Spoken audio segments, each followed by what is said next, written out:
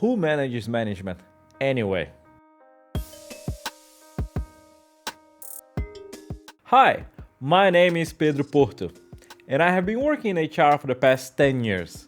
Now I have created this channel to help bring your work, your career, your team to the very next level. I really appreciate all the support and the feedback for the channel, so make sure to subscribe not to miss any of the videos and leave a like. That way I know which type of content you like to see next. Last week we were talking about toxic culture.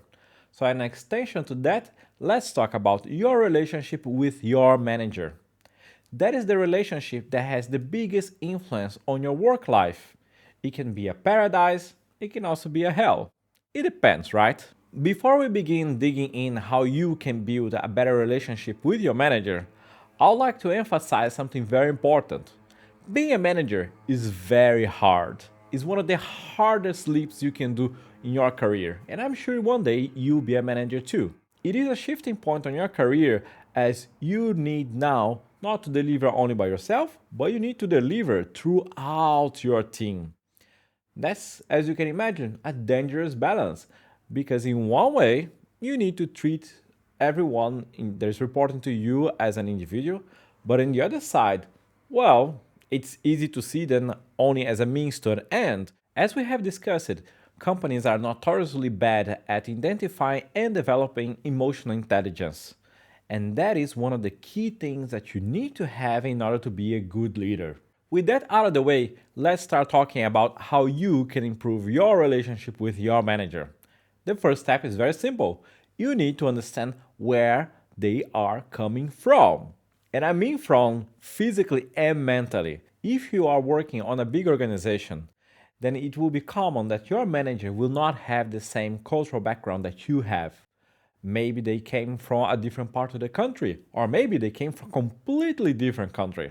And that's very important because that shapes a lot of normal questions that you see in everyday life when you are managing someone or being managed by someone. For example, some cultures put a lot of focus on order and, for example, not interrupting a manager when they're talking. Other cultures have much more free-form dialogue in which people are interrupting each other all the time. Let's say that you come from the same cultural background. There is another type of difference that you need to be aware, and that is age. Sometimes you have managers that are older than you. Sometimes you have managers that are younger than you. And then how do you react to that? Different generations went through very different experiences. On a macro level, on the economic level, on the environmental level even. Now that you understand where they're coming from, it's time to understand what are they trying to achieve. This is very important because the manager has a different perspective on the work of the team. Anything that you can do to improve their work, their results, in turn will make the manager like you more, right? It's not rocket science, this part. And by having your manager liking you more, it will only improve your relationship with them. Understanding the perspective of your manager does require an exercise from your side. You need to have a perspective beyond your individual contributors and look around you, look at your peers, look at your stakeholders. What is the main thing that your manager is trying to achieve? Now I'll give you a secret tip, but you need to keep this between you and me, okay? There are a lot of leaders out there that are very insecure, and that is very understandable. Being a manager, it is a position of pressure. It is a position of high stakes. It is a position that a lot of people are double guessing you all the time. So if you don't have a strong set of values, if you don't have a strong compass that is leading to the right direction, it's very easy to be discredited. It's very easy to feel doubt all the time. And there are a lot of leaders out there and a lot of managers that suffer through this. The way that this helps you, it is about framing when you have a problem with your manager. Let's say that you have a manager that's disorganized, that keeps dropping tasks out of nowhere for you to do. It may be tempted that you just go straight to him or her and say, you know what, boss? I don't like the way you're doing this.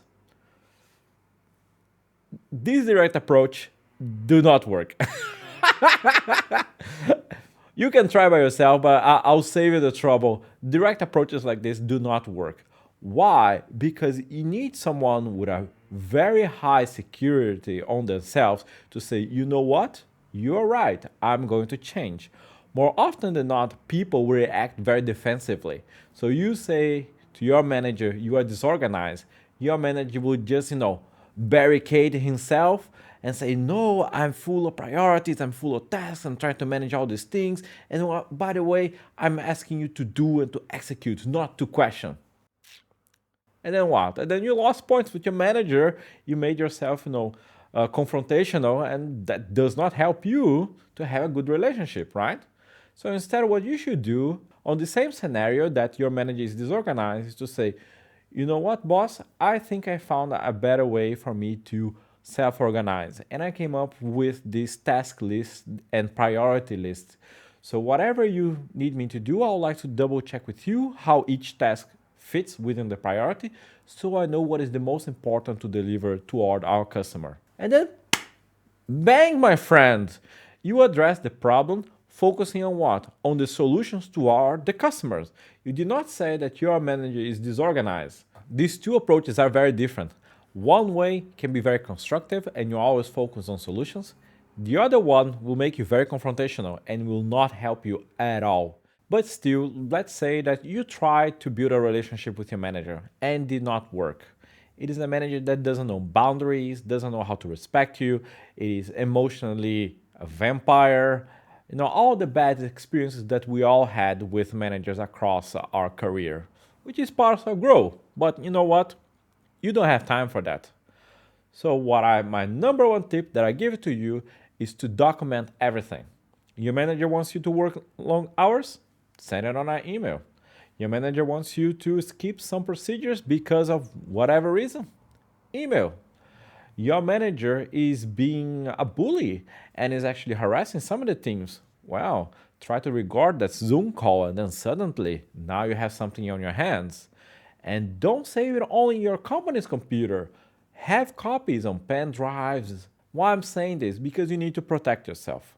You may go to HR and tell them that this is happening, and if it is a good HR, something will be done.